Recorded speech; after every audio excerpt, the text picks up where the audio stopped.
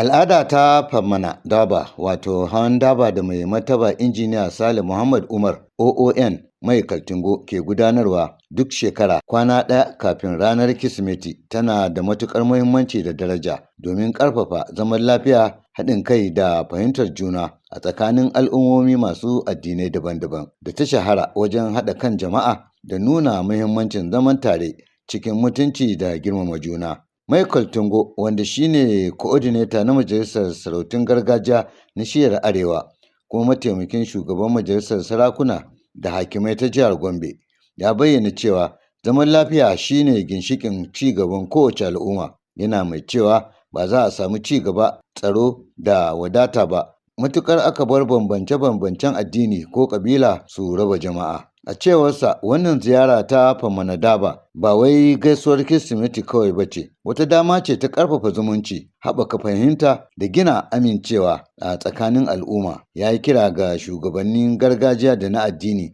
da na siyasa da su ci gaba da taka rawar gani wajen kare zaman lafiya da haɗin kai, musamman a wannan lokaci da duniya ke fuskantar ƙalubalen tsaro da rarrabuwar kai. Mai Martaba har ila yau ya yi kuma kira ga matasa da su zama jakadun zaman lafiya, su guje wa duk wani abin da zai haifar da tashin hankali, tare da rungumar tattaunawa da fahimtar juna a matsayin hanyar warware matsaloli. Mutane da dama daga sassa daban-daban na al'umma sun yaba da wannan ziyarar, suna bayyana ta a matsayin abin koyi wanda aka nuna rawar da sarakunan gargajiya ke takawa wajen gina zaman lafiya da haɗin kan al'umma, musamman a yankin arewa maso gabas. Ziyarar ta gudana cikin yanayi na natsuwa, gaisuwa da jituwa, inda aka bayyana fatan cewa irin wannan al'ada za ta ci gaba da kasancewa hanya ta ƙarfafa zaman lafiya da zaman tare a tsakanin al'umma a yankin da kuma ƙasa baki ɗaya.